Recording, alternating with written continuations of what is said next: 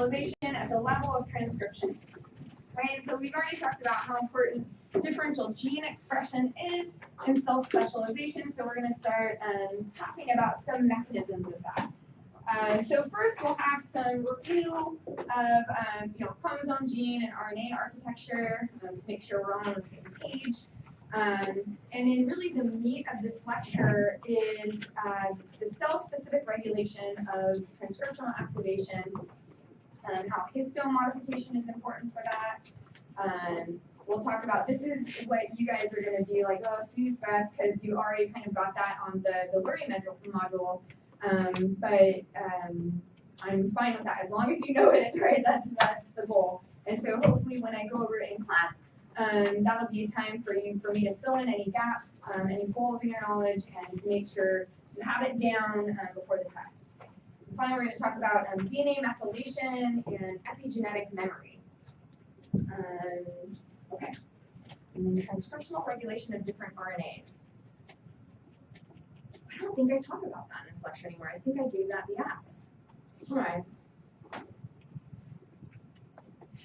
So this is a really cool one. So this is a false colored image, and it's a scanning electron micrograph of DNA being transcribed. And so the reason I have this image up, and it was the one, I'll show it bigger, right? But it's right here. The reason I love this image is because I think when I first learned about transcription, you think about like one RNA polymerase, like transcribing a gene, and that's it. But if you look at an actual piece of DNA that's actively being transcribed, it'll have a ton of RNA pol-2s just chugging along in transcribing. So it's like an RNA pol-2 party, right? And so you'll see the mRNAs, right? That's what this image is trying to show, like the different mRNAs, nRNAs being produced as these RNA pol-2s run along the DNA. So it's just the idea that a single gene being transcribed is not just like one RNA pol-2 going, I will transcribe one molecule of nuclear RNA. It's a bunch of RNA pol-2s transcribing a ton of nuclear RNAs absolutely at the same time, right? As soon as, so what you learned on the learning module, right? You have the promoter, which the end game for the initiation of transcription is the initiation part is getting RNA pol-2 stabilized at that promoter. The big transcription factors, their whole job, that is their end all be all, is making sure RNA pol-2 gets stabilized. And by stabilizing, I mean associates with DNA in just the right way so that it can transcribe, right? Because it's not just like, oh, I'm sitting here and this works. It's a very, it's this big old protein complex that needs to figure out how to touch the DNA in just the right way and then start, right, catalyzing the production of RNA polymer, right? And so to do that, it requires the help of transcription factors. So TF2, the general transcription factors, same ones in every single cell, right? They're pretty good at grabbing on of RNA pol-2. In some cases, not good enough. And that's where tissue-specific transcription factors come in, right? And they're known for binding enhancer elements, which can just be all over the place.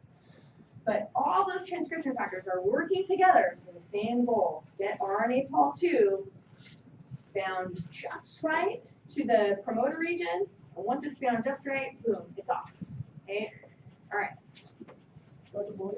Yeah. I had a question about the big region. So I thought that was only for bacteria, where they could have multiple, or that one gene is replicated, or have it transcribed again and again. And I thought we didn't do that.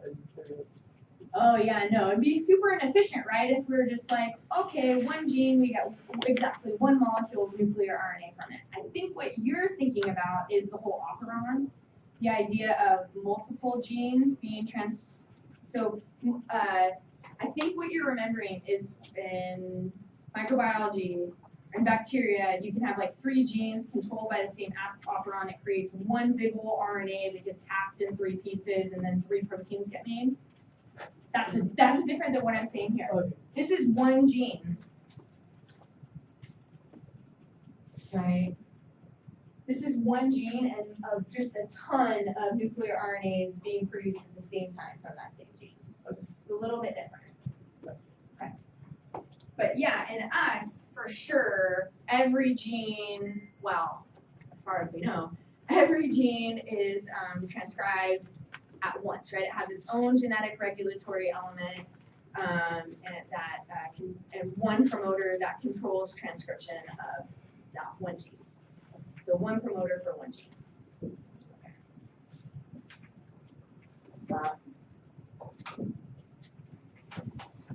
All right.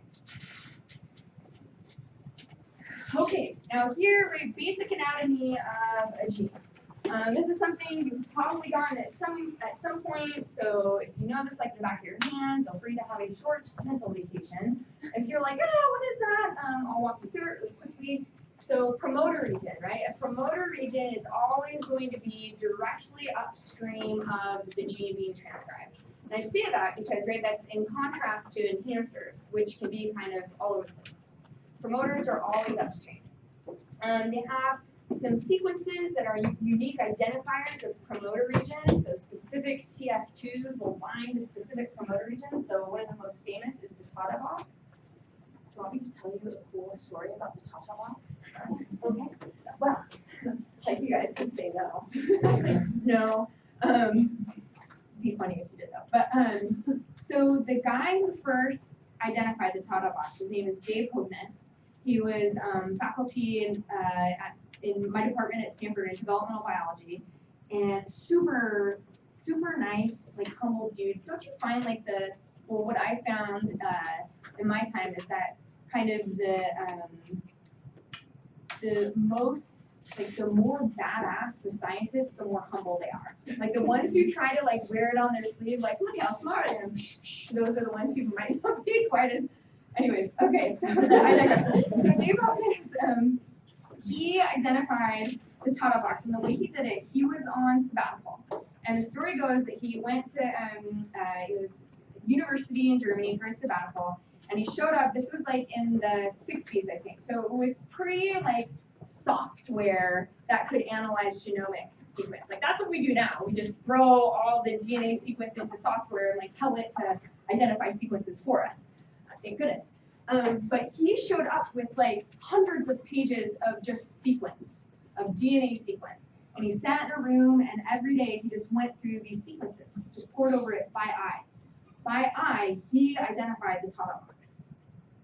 By eye. Like that's phenomenal. I mean, and so just so you know, genes can be, right, there are often thousands and thousands of base pairs. And the Tata box is not a very big sequence. And he was able to identify this, it blows my mind. And what blows my mind even more is that he didn't publish that. He just, like, everyone just knows that Dave Hogness identified the Tata box. Are you kidding me? It's so cool. And we actually, in my lab, because when I got my position here, I called my PI from when I was a grad student over there, and I was like, yeah, so I got this position at Sac State. He's like, oh, do you want, I'm not using our Drosophila incubator. Do you want it? Yes, before I get here. It's like a $13,000 piece of equipment. So I took a U-Haul down there and just like, do you want this? Do you want this? I was like, yes. And one of the things he gave me was a CO2 regulator for our CO2 tanks from Dave Hogness' lab. So it says Hogness on it. And it's not working very well right now, but I don't want to get a new one because I feel like it's a good luck term. Okay, anyway, so that was my story. Like how amazing Dave Hogness is and the Tata box. The history of the Tata box. Now you guys know. You can't find that in any textbook. Okay, because he didn't publish it. Okay, so here's our promoter region. And, right, so that's where RNA Pol 2 has to bind. Where it actually starts transcribing the gene is referred to as the transcription initiation site. And so it starts transcribing the gene, and typically there's always going to be a region that's referred to as the 5' untranslated region. So that means it's transcribed, but translation doesn't start until this point right here. So, right, you have a big old gene that has all these genetic regulatory elements, and then this part of it is transcribed, this part of it actually gets translated, right? And so transcription initiation site, downstream of that, you're going to find the translation initiation site. And the intervening region is referred to as the 5' UTR. So 5' because it is on the 5' side of the RNA. So anytime RNA is made from a gene, the transcription initiation site, that would be the 5' side of that nuclear RNA. And then where it terminates is the 3' side of the RNA. Okay. So moving along, we have both exons and introns, right? Exons are what actually remain after RNA splicing occurs. So both are transcribed, but then after you have the nuclear RNA, it gets processed. One of the important processing events is splicing. Introns are removed, so they never leave the nucleus. I always remember it as exons exit the nucleus, introns stay in the nucleus. The next thing you'd encounter the genomic landscape would be the translation termination codon, which is this site, right? It's not a codon yet. Right now we're looking at DNA sequence, but that's what would encode the translation termination codon. And then the transcription termination codon. And this time, the intervening region between the translation stop and transcription stop, 3' untranslated region. Transcribed, not translated. Okay. So the one thing that's missing from this diagram is obviously enhancers. Enhancers, right? They can be in the intron. They can be way far upstream. They can be way far downstream, right? They're all over the place, which makes it really difficult to find them. Okay, any questions before I move on? Everyone on mental vacation? Time to come back? Oh, unless you know this really well too. So this is just to kind of give you an idea. If you look at a chromosome, like how are genes organized on there? How many genes are on, right, an individual chromosome? And so, right, it varies from chromosome to chromosome. If you're going from 1 on down, 1 is always the largest, and then they get consecutively smaller. So the organization of genes, right, in this image, they took this little section, right, and blew it up to show regions. So it's about 10% of the chromosome, there's about 40 genes. So that would indicate probably about 400 genes total on chromosome 22. 22 is pretty tiny, right? If you blew that up to just 1%, you can see 4 genes. And of course, if you amplify that to 1 gene, again, you see regulatory sequences, exons, introns, yeah, and that's the same goes for every single gene. Each gene is going to have its own promoter, and you know, who knows? Some genes don't require enhancers. If it's just a constitutively expressed housekeeping gene, maybe all it needs is a TF2, right? But if it's one of those tissue-specific genes that's only expressed in specific cells, you can bet it's going to have an enhancer. Whether it has 1 enhancer, 2, 5, depends on how many different cells is that gene expressed in. How complex do we need to get in regulating this gene's expression? Okay, DNA is double-stranded. Genes can be on either side. mRNA is always transcribed 5' to 3' with respect to the RNA. So the 5' side of the RNA is produced first, 3' is where it terminates. Good?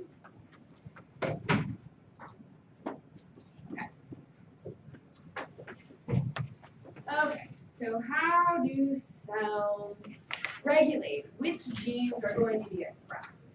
Okay, so we looked at the architecture, cool. I've showed you, if you think of it as like a stereo system with all these different fancy knobs, right, and switches. If you're an audiophile, I apologize for not knowing the correct terms for all the knobs and switches. Right, you can have a super simple stereo where it's just on and off and just volume, or you can have a really fancy one with all these different thingamajiggies, like regulate fade and bass and all these other things that I don't really know about, so I should come up with an example that I probably know more about.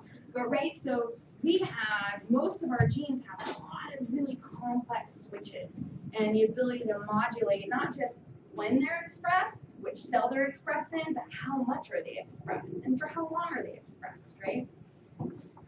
So prokaryotes regulate expression through, right, they have repressors, activators. A lot of times it's just, okay, we're on and we're going to transcribe these 3 genes at once and then we're done, right? It's It's pretty simple. It's a very basic switch or very basic like AM/FM stereo.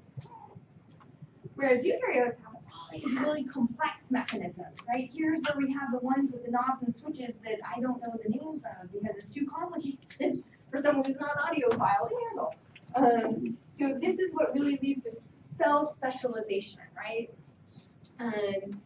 So the aspects of self-specialization that I'm going to talk about at the level of transcription today are how histones are modified, right? So histones, these proteins that our DNA is wrapped around, they can absolutely affect, like you've learned about histones as being important for packing the DNA. Well, they can pack DNA tight like sardines or really loose. And how it's packaged can allow access by transcription factors. So can they get in there or not, right? So they can kind of hide the DNA away, or they can open it up. Right, and then transcription factors, right, how they regulate enhancers and promoters. DNA modification, regulating accessibility of transcription factors. So we're talking about histone modification, and then DNA modification is different. Here we're modifying histone, that's a protein, so we're modifying amino acids.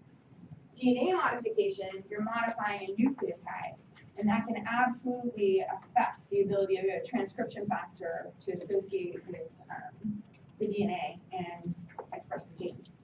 And then we'll talk about how some of those modifications can be copied and inherited when a cell divides, called epigenetic memory and epigenetic modification.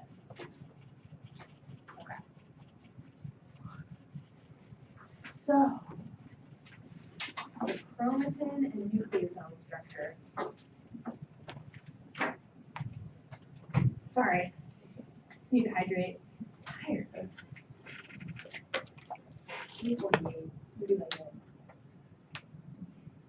We're gonna make it. This is like what I say to myself when I'm working out too. I'm like, I'm gonna make it. I'm gonna make it. We're gonna make it. We'll get through together.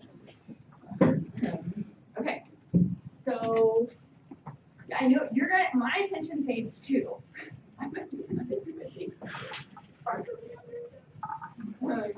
Okay.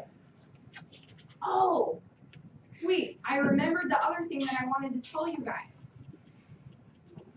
Sorry. So you know how I offered that commit to study as an extra credit resource? Which I think that is an awesome resource. It can give you a lot of important skills, and they can, you know, if once you get in with an ambassador, you know, they say a minimum of 2 appointments, but really they like to see people for 3 to 5. However, I've had like a few people say that your schedules don't align with the ambassadors, and so I'm going to have one other opportunity. I'm going to have a study skills workshop that I'm going to do with Dr. Altman and Dr. Wright. They're 2 of the systemic phys professors. And then Commit to Study, I think, is also going to have a study skills workshop. So if you want the all-in, like really skills building reward that Commit to Study offers, like I still think go ahead and make that appointment with them. But I will have another opportunity for you to get some study skills information through these workshops that can be an alternative avenue for the extra credit. Or you can do both and really get your study skills on. Okay. Sorry, I needed that break. Now I'm ready to focus again. All right, so once I have those dates, I'll put out an announcement and talk about it in class. We just don't have it closed up yet. Okay. So chromatin and nucleosome structure. When people refer to chromatin, they're talking about DNA along with the histone proteins. So chromatin is DNA along with its associated histone.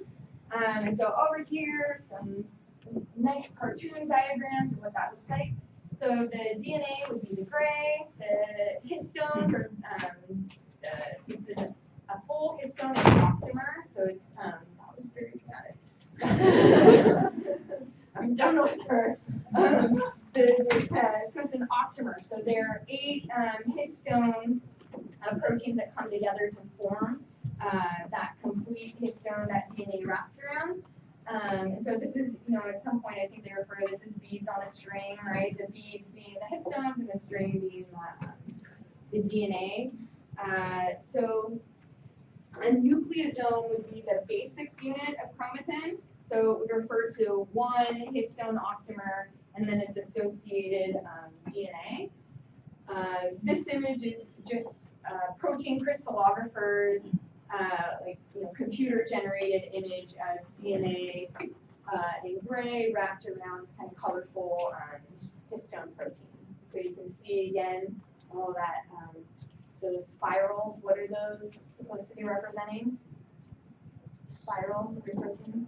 Ulysses. Yes. Way back to lecture 3. Thank you. Okay.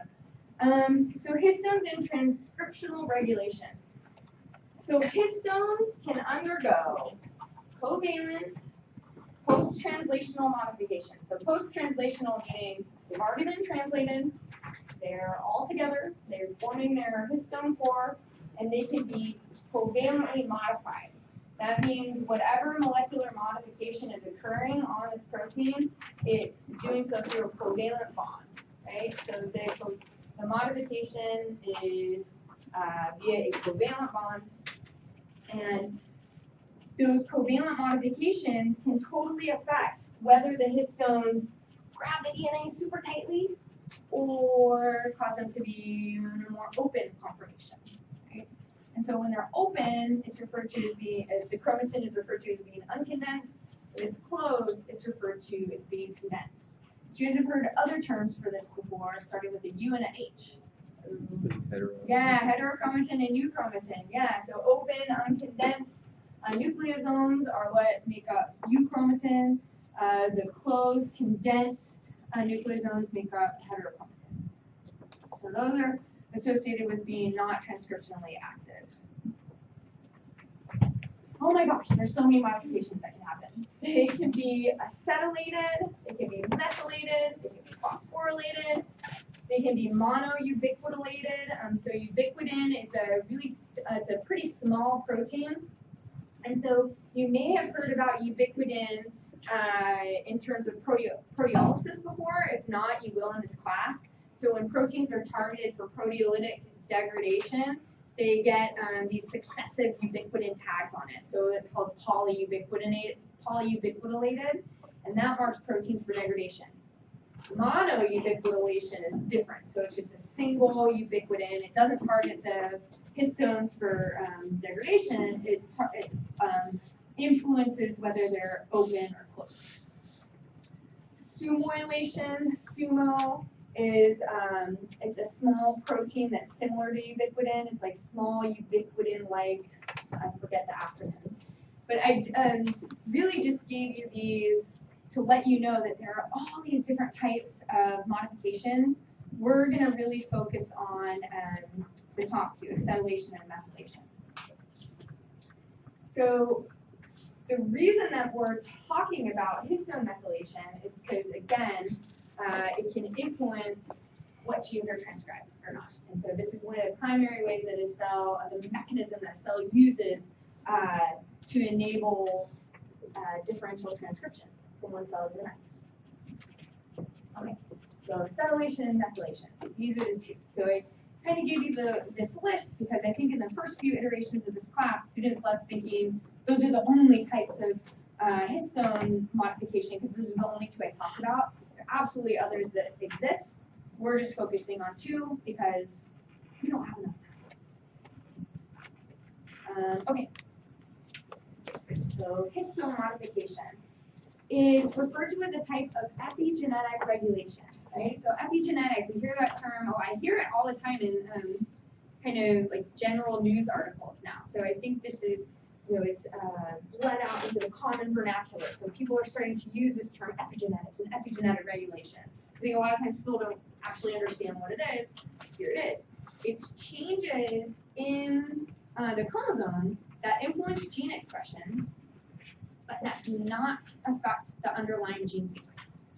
Right? So you're not causing a change in the sequence of the DNA, but you are influencing how it's regulated. Right? So epigenetic, epi like outside of the gene. So histone acetylation is an epigenetic modification that's associated with active transcription. Right?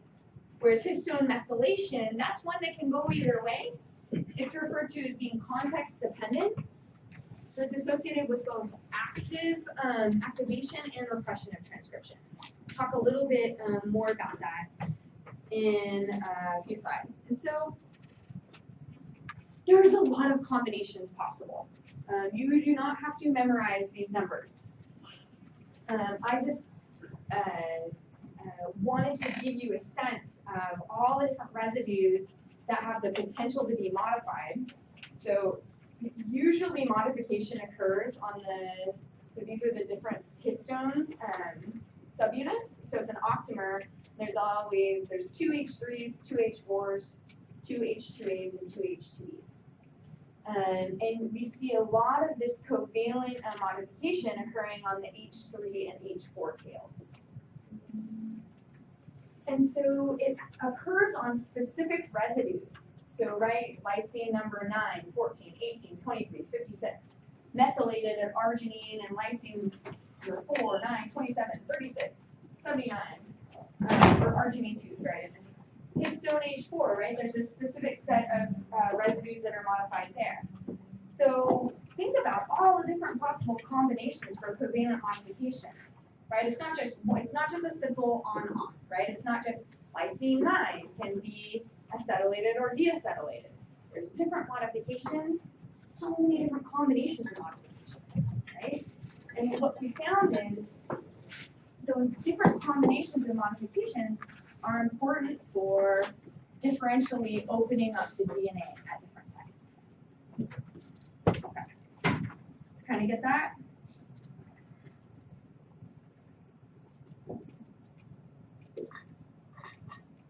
Let's talk more. Okay. Repressed chromatin. So here's another picture, right? So condensed nucleosomes, they're like tight hug.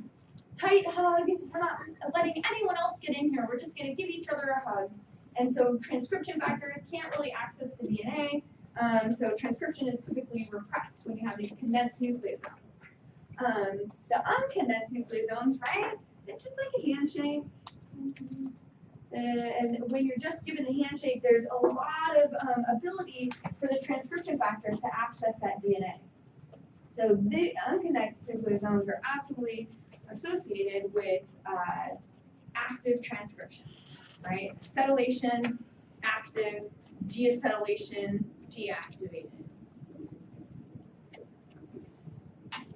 So it's enzymes that actually do the covalent modification, right? It's histone acetylation is by a group of enzymes, and it's abbreviated HAT, histone acetyltransferases.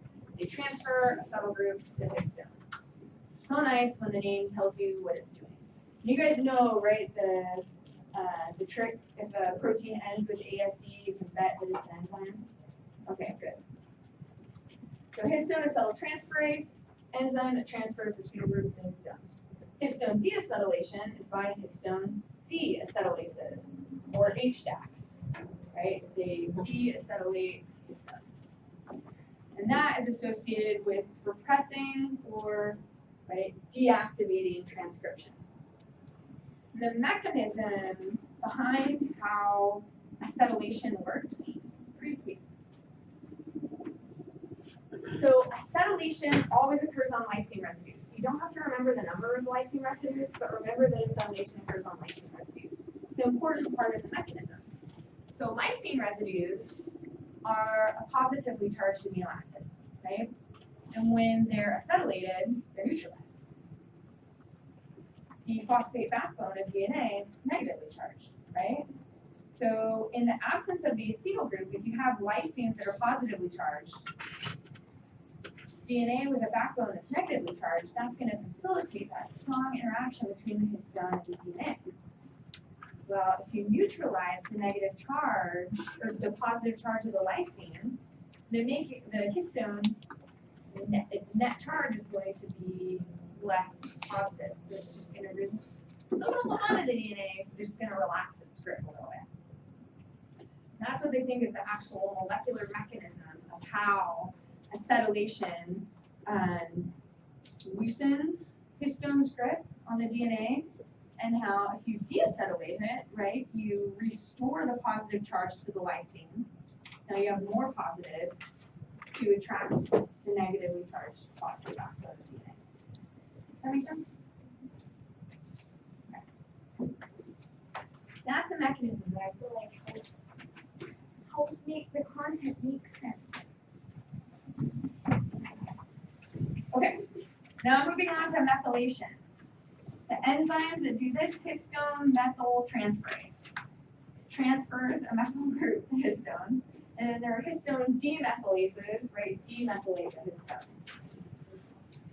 So acetylation is nice because it's, as far as we know, always acetylation always activates transcription. Deacetylation always deactivates transcription. Methylation is a little bit trickier in that it's context dependent. It depends on what's going on with the rest of the histone, depending on which residues are methylated, and what else is happening with acetylation and the other modifications. Histone methylation has been associated with both activation and repression of transcription. So it can go either way. That's all you need to know. Context dependent, methylation can go either way.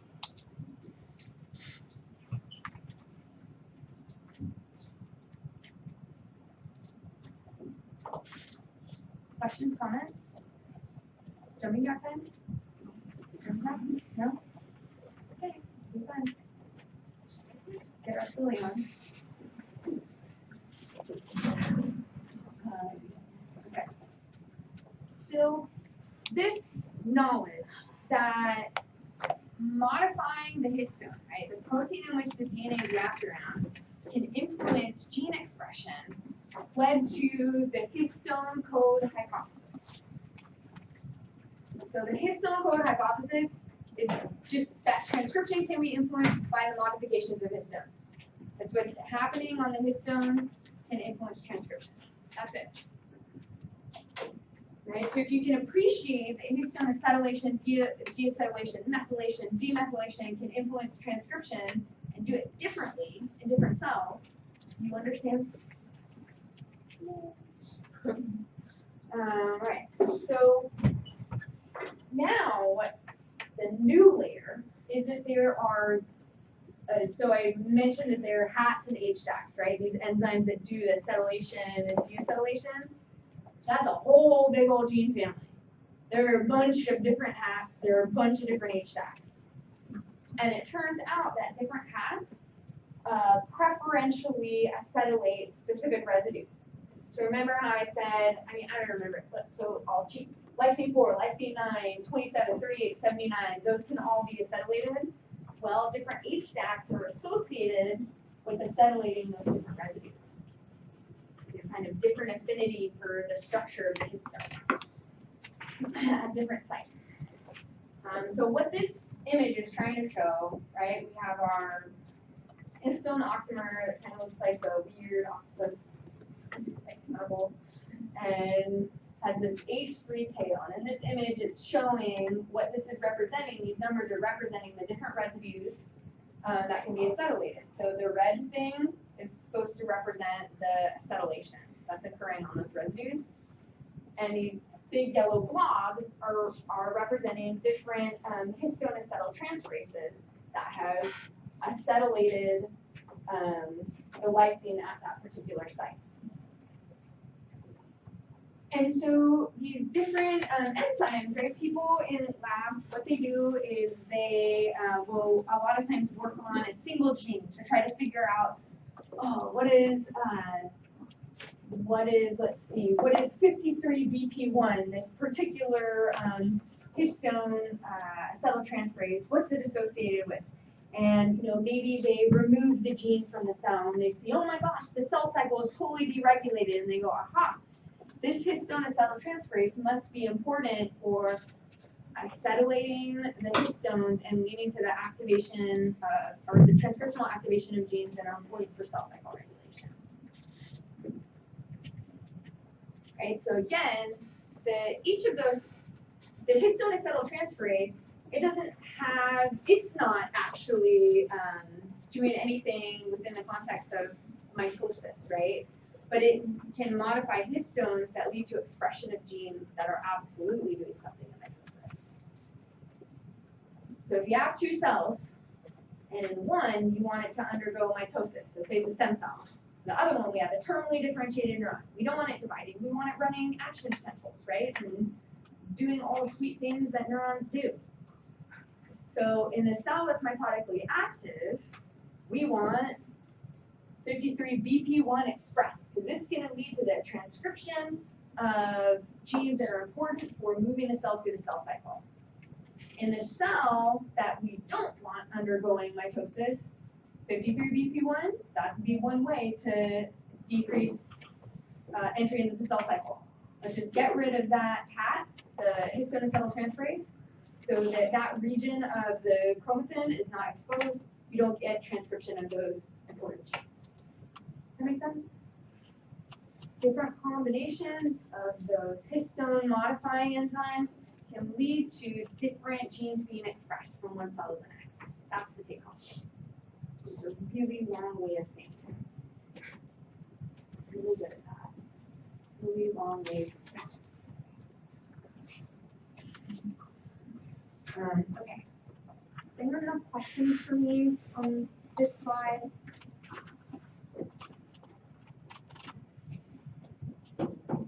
No, because it's 4:07.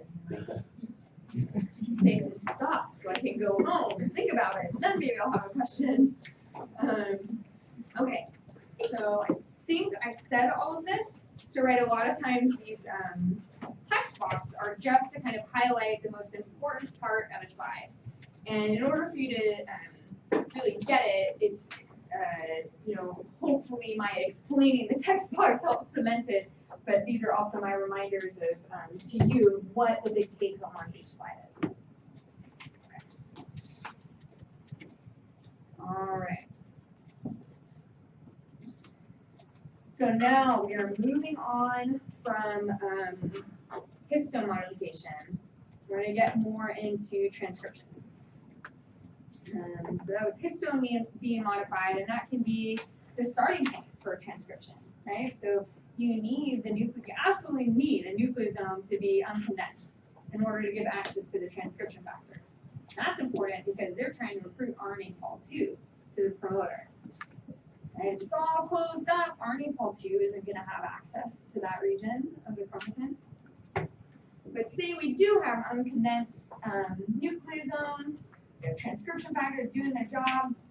Their job is recruiting this big old complex called RNA polymerase II to the DNA. And so RNA polymerase II, large complex, it does more than just create an RNA polymer. It also has to unwind the DNA as it goes. It helps, so yes, it adds nucleotides to create the mRNA copy of the DNA. It also has important roles in processing that mRNA. So I've alluded to the fact that nuclear RNA has additions on both the 5' end and the 3' end. Splicing has to occur. RNA Pol II is really important for helping govern those activities. So we'll talk more about that actually in lectures 8, 9. So this is your teaser for what interesting things you got to learn after the exam. Okay, so I'm only going to be talking about RNA polymerase II in this class. There is RNA Pol I and Pol III. I just didn't want you to leave 121 thinking that there's only one RNA polymerase. So RNA Pol II is responsible for transcribing the RNA that goes on to form messenger RNA. It also, it turns out, transcribes microRNAs. RNA Pol I is specifically dedicated to transcribing some pre-rRNAs.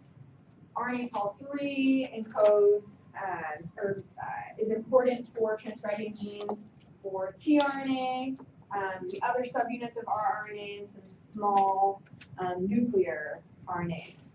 So they do their own thing, and they have different regulatory elements that they bind to perform this role. All right, so another kind of cartoony diagram of RNA Pol II. There are 3 phases of transcription. Initiation is all about recruiting and stabilizing RNA Pol II. That's how you initiate transcription. So that is all happening at the promoter with the help if there's tissue-specific transcription factors that are associated with enhancers, right? So that's all about getting transcription initiated.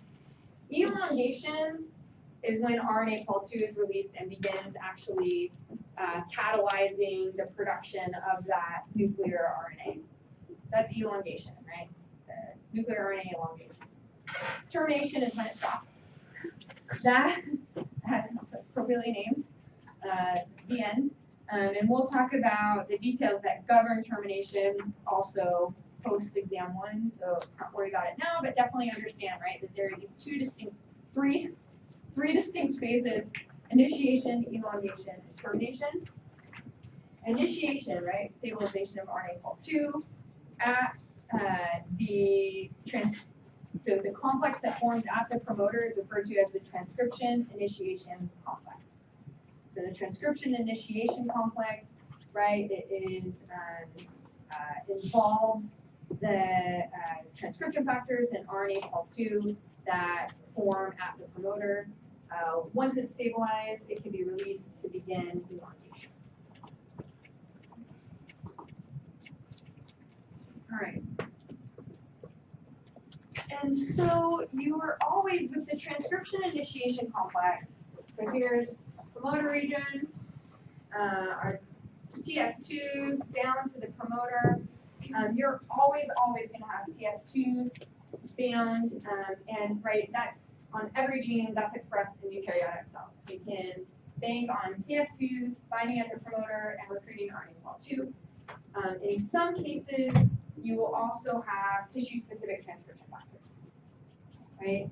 And those are specifically when you have tissue-specific transcription of genes, which is where they got its name.